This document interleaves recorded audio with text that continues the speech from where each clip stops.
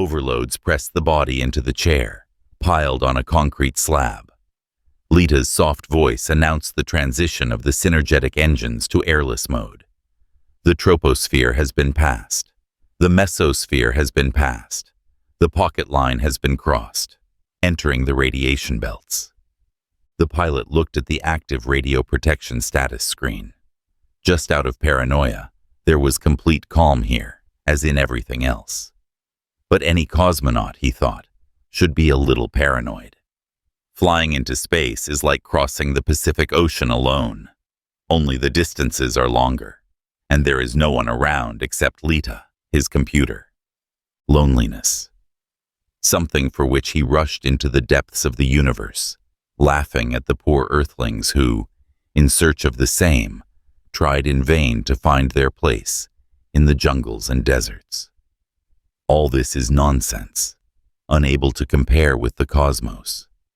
When you know that the nearest person is 100 light years away, the world seems empty, and it is empty. What have earthlings achieved? Have you settled Tau Ceti? Have you started colonizing Aurora in the Gliese 667 system? Phase thrusters were invented more than a decade ago, and then all the media was trumpeting the beginning of interstellar expansion. But so far, there are only 6 planets where one could live without fear of suffering a stroke due to increased severity. You can get used to it with your mind, yes, but you can't order your heart. So explorers like him are flying, looking for new worlds. Because 40 billion people need somewhere to put their asses. Because the Earth is suffocating from so many people, and humanity needs new worlds. Acquaintances. The pilot had no friends, always made fun of him. Like, you're a hermit, you hate civilization. Look, there's a whole crowd of them, running off to Aurora in herds, to live in wooden houses and fish in the ocean. Have time to do the same, while you can still do it there. Until the rocket summer came there, which had already covered Tau Ceti. The pilot's name was March, and the fashion for strange names has been growing again lately. Children were called by the names of characters in books, computer games, and sometimes even completely ridiculous combinations of letters and numbers. He was lucky, although his brother, who, thanks to his mother's efforts, got the much calmer name Alexander, always made fun of Martha. That's partly why, perhaps, he became so unsociable. On the other hand, he knew well what March was. March is a month. It's a word with an ancient history. And what can others boast about? Leta sang about getting on course, and acceleration decreased. The roar of the synergetic engines died down, replaced by much quieter, magnetoplasmic ones. "Turn on gravity," Mart said, and his muscles felt heavy again. Grunting, he got to his feet. After 2 Gs of acceleration, my body felt weightless, and with every step I wanted to jump. But that's always the case after takeoff. Now, having accelerated, all that remains is to wait until the ship flies a sufficient distance from Earth's cities, from dispatchers, MCC specialists, and 40 billion more souls, so that you can crumple space into a handful and fly very far away, somewhere where no one can reach him. "Leta," Mart called. "I'm listening," the voice replied. "Report on the condition of the ship." "All systems are normal." March waited, but Leta fell silent. So, everything is really in order. His ship's computer did not indulge in excess. He met Leta for the first time 2 years ago. Before that, Mart first piloted cargo ships on Tau Ceti for a long time, and then became famous for discovering a warm Earth with Devonian-level life in Gliese 86, alone on an ancient wreck, one of the first ships with phase thrusters. They didn't even scrap it because March wanted to use it for the last time.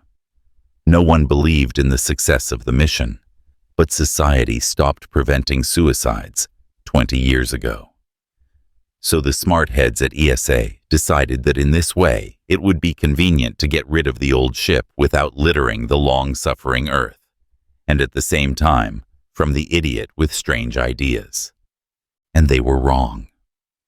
March spent 2 years researching several systems and finally unearthed a planet, in the last one that the telescopes missed. Now, a research ship with a whole crowd of scientists on board was preparing to launch in Gliese 86 to make a final verdict on the possibility of colonization. However, the planet was recognized as suitable in advance, as soon as they got acquainted with the ramshackle computer data, and the pilot was given a brand new shuttle-class ship for 4 people, fresh from the stocks. With some pleasure, Mart entered himself in the columns captain pilot, flight engineer, ship's doctor, and astrophysicist, signed everywhere, and returned the list of the crew to the stunned official. He did not dare to argue with the famous cosmonaut. All that remained was to pull out the heavy metal safe with Lethe's mind from the ramshackle computer socket and put it in the new ship. However, Martha was still asked to take a companion robot with her, just in case you have to hold a nut with one key and a bolt with the other. How will you manage to fly into gravitational vortices? Mart didn't see anything wrong with that.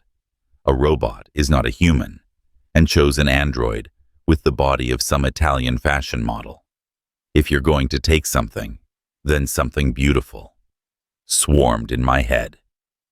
He was always indifferent to women, however, as well as to men, but he could appreciate the beauty of the body, and the body of this robot looked excellent. Well, he said to himself, opening the refrigerator and taking out a bottle of Coca-Cola, it's time to work. Work. Now work is getting used to a new ship.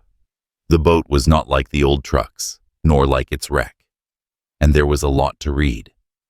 Work saves you from boredom, and therefore from degradation. As long as a person is working, he will not go crazy from loneliness. Until the evening, ship's time, Mart studied new devices and tormented Leto with questions about concepts he could not understand. The computer was responding properly, thanks to the fact that even before the flight, Mart had loaded into her memory all the literature he could reach, from textbooks on astrophysics to tabloid porn magazines. Sometimes the man would ask again, clarify, and each time, Leta would explain everything he wanted. 3 days later, he felt like he was getting back into shape. No, he didn't disdain sports, and on vacation, it was about the mind. On Earth, Mart felt oppressed among all those concrete boxes of houses, with cars scurrying between them. Wherever you spit, you'll hit someone. Millions of windows with billions of eyes looking out. And then there's the noise. The city is always noisy. Cars are buzzing. The wind is whistling. Passers-by are shouting in the streets, as if they are all deaf. It was only here, away from all this, that Mart could enjoy the blessed silence. Not complete, of course. The complete silence is maddening. Computers rustled here, air regeneration systems hummed, and the air whispered something as it walked along the corridors. But compared to the city, it seemed like heaven. There was only a day of flight left before Einstein's point, where the curvature of space-time allowed the phase thrusters to be turned on, and there was absolutely nothing to do. And then you'll have to spend about a week jumping to an alien star, and who knows how much more time searching for planets. Kepler 442. The constellation of Lyra. March deliberately chose a system away from Earth, 1,100 light-years away, far beyond the boundaries of the studied sector. He couldn't find a better place to retire, in particular because on Earth, the purpose of his flight was to record a star in a completely different part of space. Just imagine, he said, half to Leta, half to himself. You're sitting on the shore of an ancient lake, fishing for something resembling trilobites. And the nearest city, and indeed the nearest person, is trillions of kilometers away. It's very far away, Leta replied, apparently deciding that he was asking. Yes, and that's fine. She agreed with him. It wasn't programmed on purpose. It's just that Mart spent enough time creating the perfect image for himself, and Leta was the only one who understood him, and at the same time, existed. Leta was real. Here it is, the extreme degree of escapism. It's not enough for him to have an uninhabited island, which is now packed with electronics, so that you can't hide. There are few unexplored places on the same aurora. In 10 years they will find it anyway. No, he's going 1,100 light years away. Or maybe he'll go further, if he wants to. Going beyond the Earth sector, Leta said. Really? Mart replied. Damn it. 2 years on this planet can drive you crazy. You lived there much longer before the first flight with me, the interlocutor meekly remarked. Back then, I didn't know how wonderful it was to fly alone in the void, with only the computer listening to you. Armed with the tablet, Mart sat down at the table again. But to his disappointment, the documentation didn't last long, and besides, he knew most of the systems well. Of course, all this information was stored in Leta's vast memory, but Mart never relied on technology. Technology is animated, he believed. She's alive. Whole. Almost. Well, a living being can fail. Even metal gets tired eventually. To distract himself, he took out several popular magazines, but even this did not meet expectations. In 2 years of absence, the world's media has not changed at all. Here, for example, is an article about heart implants for colonists on Aurora, where the severity was almost 1/3 higher than on Earth. Are they as safe as doctors claim? Or another one about the future children of this planet. Will the difficult conditions affect their growth? Is humanity being replaced by a race of dwarves? Rare, interesting facts were drowned in an ocean of emotions. Probably for those who have never been in the sky. You don't need more. March put down the magazines. I didn't want to read fiction. He leaned back in his chair, wondering what to do, and at that moment, Leta's voice came from under the ceiling. I remind you of the existence of a companion robot. That's right, Mart thought. He had completely forgotten about it. I didn't ask you to remind me, the man remarked. The decision was made based on psychological factors. Factors? Mart drawled.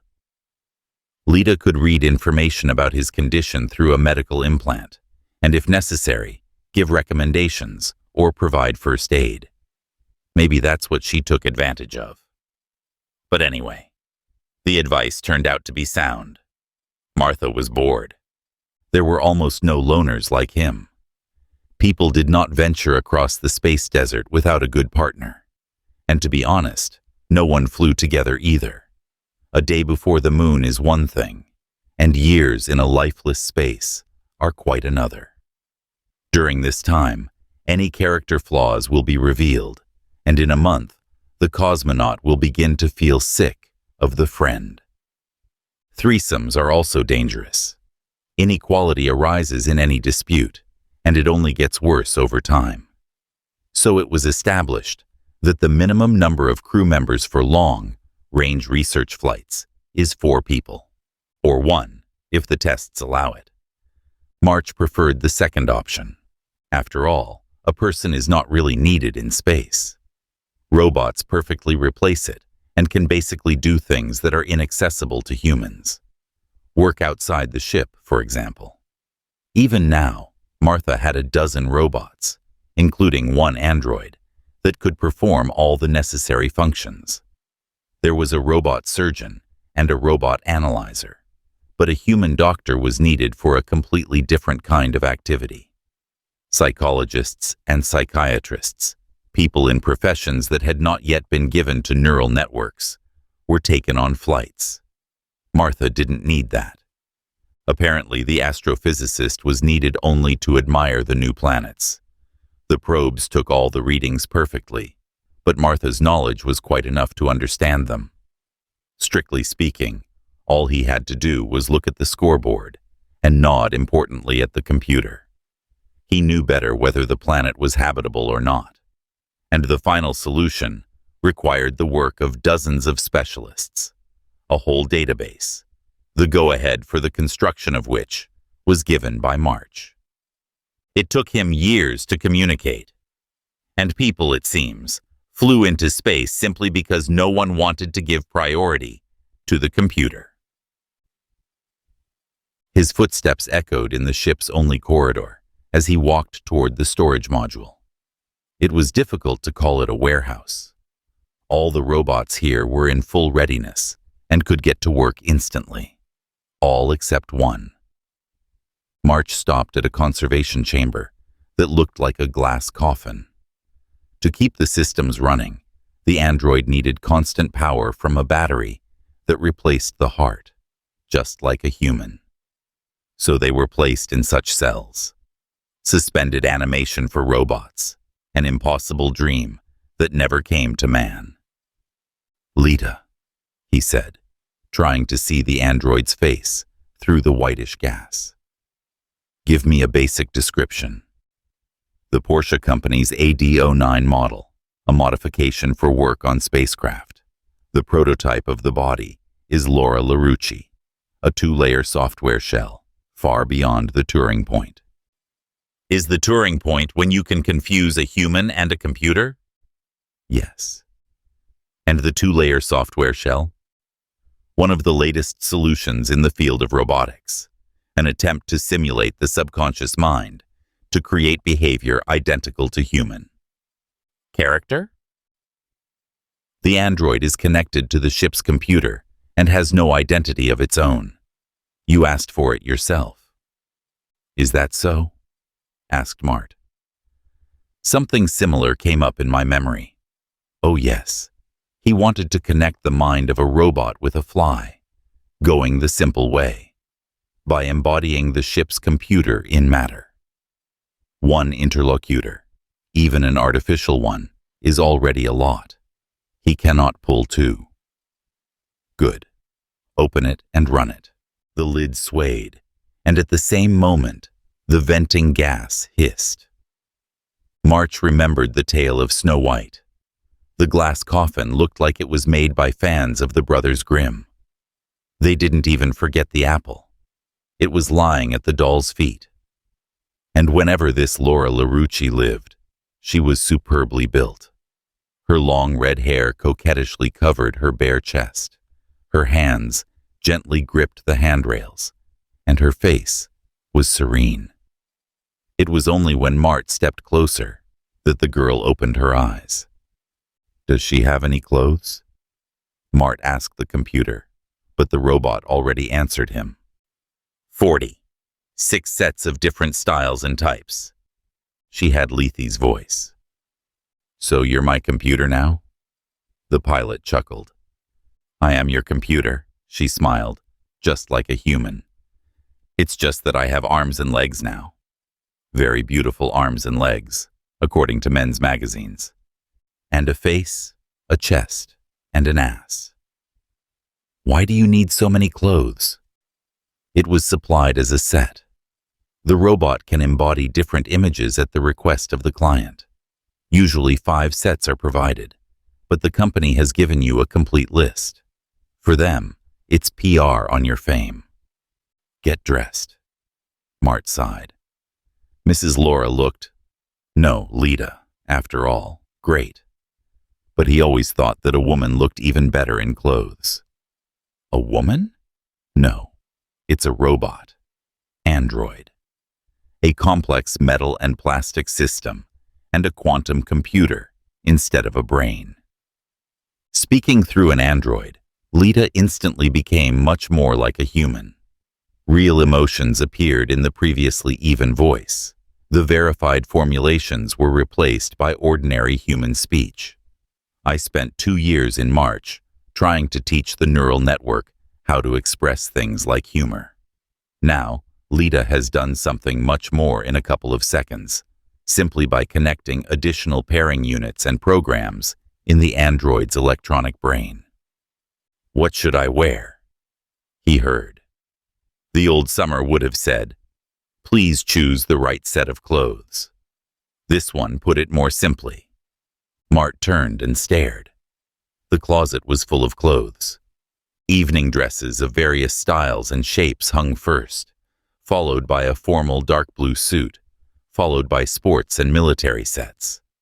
He liked one of them right away, an elastic t-shirt and army trousers, which looked very good on the beauties from hunting publications. Then the more exotic options began. There was a short skirt and a cheerleader's top, a nurse's smock, work clothes with pockets for tools, and a little further away, he even saw a black latex jumpsuit and a Japanese school uniform. No doubt for some animation-ikami or perverts. 46 sets, Leta said. He couldn't imagine how much it was. "What the fuck am I doing in space?" Mart asked rhetorically. Of course, cargo delivery into orbit has become much cheaper compared to the dawn of the space age, but habits have remained, and they tried not to take too much on the flight. Leta shrugged her shoulders. "It's to meet any needs," she said. "The most diverse." "Well, that's great. Get dressed in a more practical way and go to the navigation room. We'll chat there." Mart walked out of the robot warehouse with a springy step, wondering where to put all the unnecessary rags. "Something more practical," he said. The door slid open, and Mart looked up. The navigator's chair was with his back to the door, and he hung a mirror on the wall opposite, just for comfort, even though he knew there was absolutely no one else on the ship. But no, it came in handy. Leta got dressed. Exactly the same white t-shirt and army trousers that he noticed. The t-shirt turned out to be just a little too small and tightly hugged Laura LaRucci's not flat bust, and there were braces in her pants, as far as Mart remembered, so that it wouldn't sail in the wind, and it looked amazing. Leta's feet were bare. Mart felt a worm of desire stirring somewhere in his chest. He had rarely experienced this, and only a couple of women had managed it. Now there is one more of them. If, of course, Leta is considered a woman. "How did you guess?" Mart asked. Leta hesitated. "Are you sure you want to know?" "I see." The pilot turned in his seat, turning to face her. "You're following my thoughts." "No. Personally, it's only for the emotional background, hormone levels. You liked these clothes, and you would like to see me in them." "Stupid chip," Mart grumbled.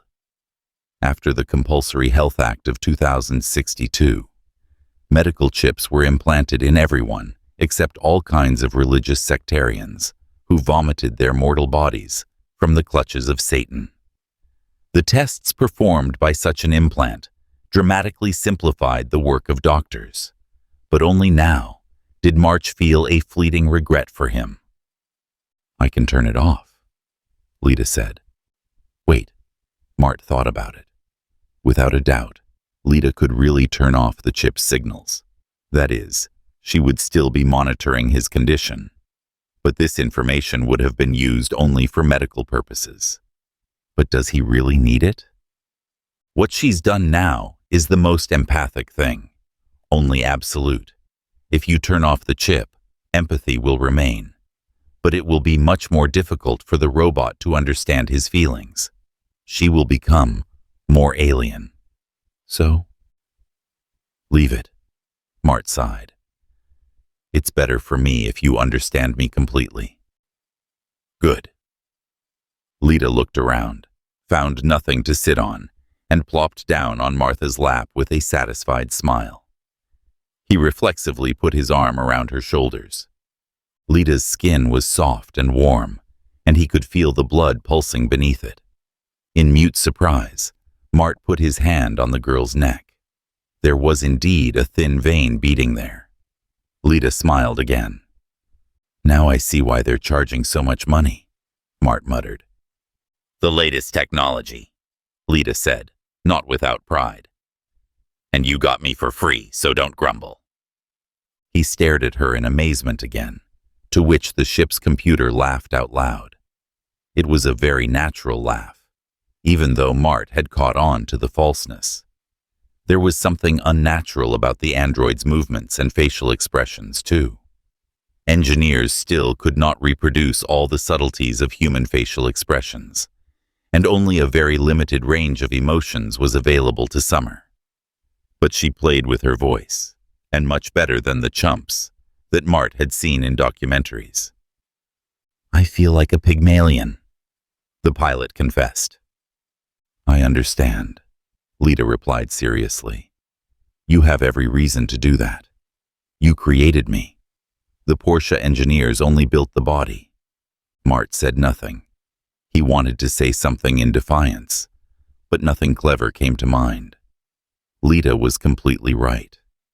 It was he who transformed her from a dry, phlegmatic flight computer into a cheerful companion in 2 years. And the robot's mind, divided into 2 layers, the apparatus of its brain breathed life into it. Or vice versa, he couldn't say for sure. But in his heart, he was sure that he was holding a real living body in his arms. I don't care what's really inside. Was that all he wanted? As long as Leta was just a voice, he didn't consider her a person. Imitation of an interlocutor. Yes, conversation support, so as not to lose speech skills.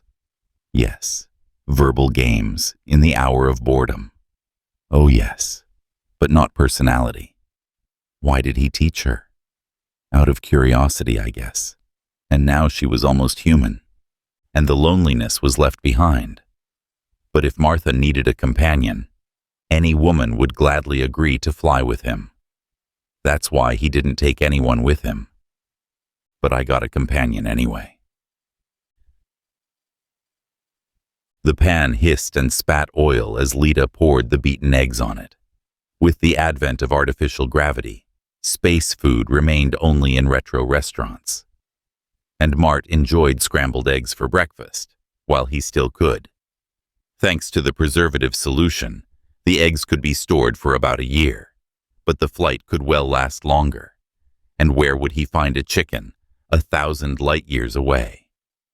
Well, it would be possible, of course, to take the birds with us. 1 person instead of the estimated 4. There is a lot of room. But Mart doubted his abilities as a farmer, and the need to spend a lot of time on feeding and caring was pretty embarrassing. It's not something he'd be interested in. And eggs are not so important. You can be patient. Leta salted the scrambled eggs, then added pepper. Mart watched her with delight. Every movement of the robot seemed to merge into one endless dance, smooth and precise. Even when she reached for the pepper shaker, her body curved like a glossy snake, and it was a pleasure to watch. He wondered if it was laid down on purpose, or was it obtained during the algorithm. There was no question of copying the movements of the actress, as computer games were once animated. You can't commit everything to memory. A robot must be able to move in any situation. She deftly tossed the scrambled eggs and caught them back with the other side, as if she had been doing this for decades. The best circus performers are robots, Mart thought, continuing to watch her. "Are you going to eat?" "What is it?" he asked, knowing he was asking a stupid question. But Leta replied calmly, "I can simulate eating. I could even drink wine with you, if it were on the ship, and pretend to be drunk. The technical documentation for the model says that many people love it. But do you need it?" Mart thought about it. Should I erase the line further? It's still a long way to go. Long-distance flights are exhausting, and one day he will confuse fly with a human. And he didn't like people. No, he said. It's not worth it. A plate of fried eggs appeared on the table. If I had more time, I would have done something better. But you wanted to hurry up. It doesn't matter. It flashed through my mind. Mart carefully broke off a piece with a fork and tasted. The scrambled eggs were delicious. Before he knew it, he had eaten everything to the end. I should have asked for you sooner, he said, feeling the taste of spices melt on his tongue. They wouldn't let you. Leta giggled. I'm expensive. I know, but only the body. The mind is much more expensive. She sighed. It's probably too picturesque. Or is it just because he knows she doesn't need to breathe? My mind is worth many times more than my body, Leta said. In your absence, the doctors from ESA talked to me. They wanted to understand how you managed to keep your sanity. In 2 years? Mart snorted loudly. The prototype of Robinson Crusoe lived on his island for 5 years. All kinds of hermits. That's right. Leta gently interrupted him. But they all lived on Earth. Space is another matter. Stupid talk. How does life on a ship differ from life on an island in the middle of the Pacific Ocean? This isn't stupid talk, dear. In one of the recent dissertations on this topic, it is argued that the depressing feeling is to blame for everything. You know that the nearest intelligent being is billions of kilometers away, and it puts pressure on you. That's why loners in space are rare. They don't survive. Martha broke out in a sweat. He had never thought about it. And his confidence in his plans, for which he forgot about the purpose of the flight and headed in a completely different direction, was shaken. But no, he made a decision. He knows what he's doing. But you're different, Leta continued. For you, the further, the better. If you had the opportunity, you would fly to another galaxy. Still, you can't do it without someone to talk to. Even Robinson has a Friday. But you don't need a man. A man has too much on his mind. We need a robot. The one whose thoughts and feelings you will shape yourself. I am nonsense. You're alive, inventing, arguing. All this is a compilation of information that I've processed, not a person. And the person seems to work differently. Mart was indignant. Listen, seriously, how am I different from you now? The only reason is that I have an organic brain in my head, but you don't. If I want to write a poem, I'll compile it from the information I have in the same way, just unconsciously. This does not contradict modern neuroscience. Then what did the ESA want? To study your personality? Yes, but I said I couldn't let them do that without your permission, and they didn't have time to bother me, and they didn't have the rights either. No one asked me anything, because they know you won't give me up to anyone, and Leta was absolutely right. After a year of talking to her, Mart did not perceive the ship's computer as artificial intelligence. Leta was alive, and who would want to give a friend into someone else's hands? No, Mart thought, that's not it. They don't take it away from him. They wanted to force him to share the summer with someone.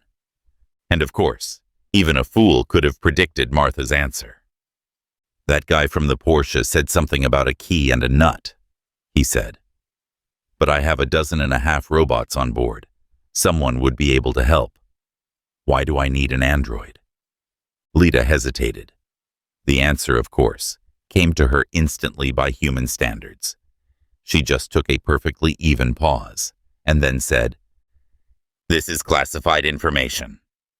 Is that so? The pilot stood up and stared into the air. He knew intellectually that the artificial intelligence didn't care about such behavior, but he couldn't shake the feeling that he was talking to a human. Why would that be? Leta did not flinch. Robots have no fear, and March didn't bother to give Summer an idea of this human trait. She could hurt you. I will open access if the probability of a negative outcome drops below 1/100th. 1%? What time is it now? And what kind of negative outcome is that? The probability tends asymptotically to unity. Death. A paragraph. March concluded. Despite this conversation, the following days passed very quickly. Mart adjusted the course, released the phase drive from its leash, and for a brief moment it warped space, wrinkling it like a sheet. The ship was carried another parsec closer to the target, and everything started all over again. Correction, preparation, launch. He tried to forget about this conversation, but it didn't work out. 9 days later, Kepler 442 could already be seen with the naked eye, and unpleasant thoughts kept spinning in my head. Leta had never hidden a single bite from him before. And now, it was worth returning, and the damned Earthlings ruined it. Some kind of classified information. Fatal outcome if he finds out this information. How's that? What can lead to this? Secrets don't kill. They kill for secrets, and there's only Summer on the ship besides the pilot. Damn Earthlings. Then who is he? Your attention is dissipating, and it's been getting stronger for the last few days. Leta's voice rang out. It wasn't a speaker, that is, it wasn't a ship's speaker. Laura LaRucci was standing behind the pilot. Are you thinking about classified information? Right on point, Mart said dryly, calculating his course. His next jump would take him to one of the planets at Kepler 442. Who is he? A space hermit, probably. The only inhabitant of a system lost in the black abyss, if at least one planet there is possible to live at all. If not, he'll look for a new one. He has a lot of experience and good intuition. He pressed the lever, and a moment later the sun filled the portholes. Dim, like both stars of Gliese 667, and somehow faded. The warp detector beeped alarmingly. March was too close to the star. I had to start the magnetoplasma engines and, switching to high thrust mode, sail away from the sun. Planet search, Mart ordered when the detector stopped. It will take more than a day, but his participation here is minimal. The computer itself will study the nearest stars and understand which ones are wandering in the sky. And then, an assessment of the distance, a study of the viability of each, and a close check of the promising ones. It's the same as always. And my thoughts kept returning to the terrible realization that enveloped my mind. You're angry, Leta said warily. You bet. Mart smiled wryly and got up from his chair, turning to the android. Those bastards from ESA tricked me. They put a live human instead of a robot. We've arranged a hypnosis for an extra passenger. Why, tell me, is this some kind of experiment? Or are they just mocking you? You're wrong, the computer said flatly. Is that so? Has robotics really gone so far as to be able to completely imitate a human? No, you're right about that. She's just getting to that point. Mart pushed the android sharply, feeling warm skin under his hands again. Human skin. And he pressed the girl tightly against the metal wall, squeezing her by the shoulders, so as to leave bruises. Leta didn't resist. So why did they send you with me? Mart said slowly. And where's my computer? Come on, tell me, or I'll rip your head off. I am your computer, dear, Leta said. Her voice was still steady. You can rip the android's head off, but I'll stay. I'll just lose some of my humanity. You bet, Mart shouted. Roughly yanking the girl's supple body, he forced Leta to kneel. He touched a vein in his neck, but his pulse didn't quicken as it should have. I checked my wrist, but there was no pulse at all. He looked into her eyes and saw the cold, dead gleam of glass. "It's still fake," the pilot whispered. "I'm real," Leta said softly. "Oh, shit." Mart released her. My head was spinning slightly. Leta turned out to be a robot, despite all his suspicions. But her behavior was nothing compared to the dolls he'd seen a couple of days ago, when he'd searched documentaries about androids. She acted like a human being, and he's like a fool. And it's true, if you think about it. Leta herself led him to launch the android. So it wasn't a threat. He needed it. Computers don't know how to betray. They're not human. "Okay," the pilot grunted, sitting down in his seat. "I'm sorry about that." He caught himself apologizing to the computer. "It came out." "You don't have to say that. I understand. Anyway, I'm sorry. You treat me like a human being." "Yes, you are almost human. Only your mind is stuck in a steel box." Leta was silent for a while. Another perfect pause. "Do you love me?" "What is it?" she asked. "I love you," Mart confessed.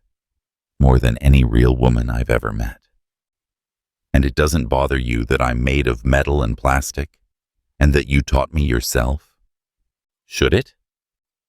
"According to experts, yes." "Listen, this is nonsense. In Japan, every year they marry a robot or some fictional character. These are people with brain disorders. You're normal." "Yeah, and that's why I went to hell." "Just a slight deviation. It wouldn't make you love a computer. You can only love a person. The real mind, March. Tell me, am I real?" "More than enough." "Based on what data did you draw such a conclusion?" "Right now you're just like a computer." Mart was indignant. "Listen, no normal girl would say such nonsense. She'll say something like, 'Why did you decide that, dear?' Or, 'Well, I don't know. What makes you think that?' Or, 'Okay, I get it,' Leta interrupted him. 'Why do you think I'm a person, dear?' Because..." Mart paused. "Listen, I'm talking to you.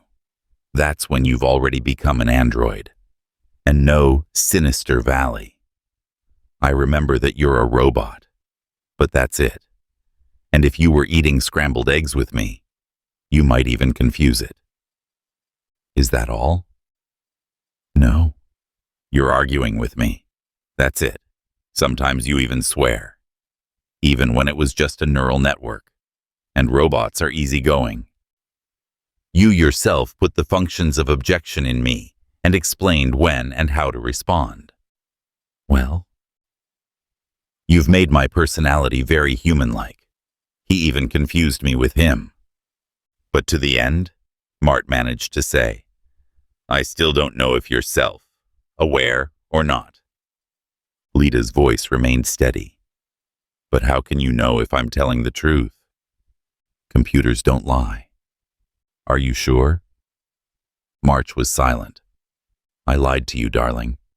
In fact, I talked to the ESA doctors about something else entirely. For example, how to make you give up the idiotic idea of flying away from civilization. Do you know why? The probability of a fatal outcome of your venture in the first 2 years tended to unity. You may not believe me, but I love you, Mart.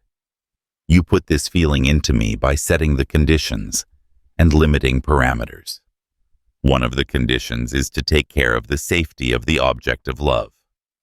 In my opinion, this is already too cynical a view of things," the pilot muttered.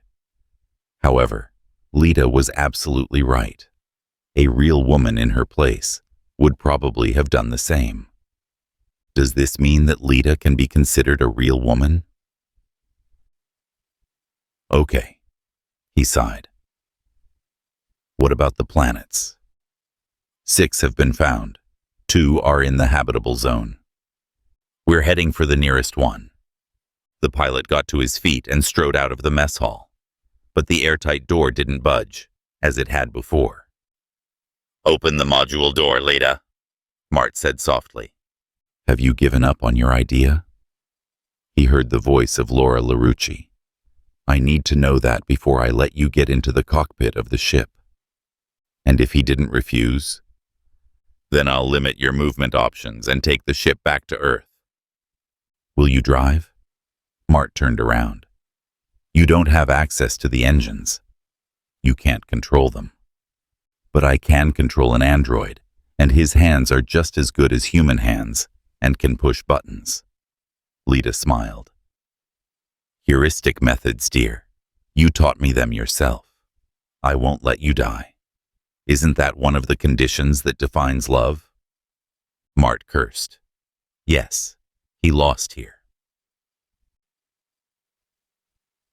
He stared gloomily at the screen, which showed the surface of an alien planet, delightfully blue, with green patches of continents half hidden by clouds. The second flight, and immediately luck. However, he was counting on her. I trusted my intuition, not logic, and he arrived at exactly the right place. Now the probe that had been lowered from Lethe was swarming down there, transmitting data about the planet to the ship. Temperature, pressure, radiation, acceleration of freefall. So far, all the data has been perfect. Mart has found almost a twin of Earth. How much? He asked. 8/10 in the first 2 years, Leta said. She was sitting right on the table and, like him, was studying the screen. Mart sighed. Doesn't he himself understand the adventurousness of his plan? Robinson had a ship. He also has a ship, but Robinson also had a familiar environment where animals and plants he knew lived. And here there are completely unexplored distances. 8/10. Russian roulette. But instead of 1 round, there are as many as 5 in the reel. And this is only in the first 2 years. Then the overall probability of death will only grow. And Leta is not mistaken. After all, he's not suicidal. I don't want to go back to Earth, he said softly. I can't stand it there. No one is forcing you. But engineers, they only need you as a methodologist. You don't need to share me with anyone.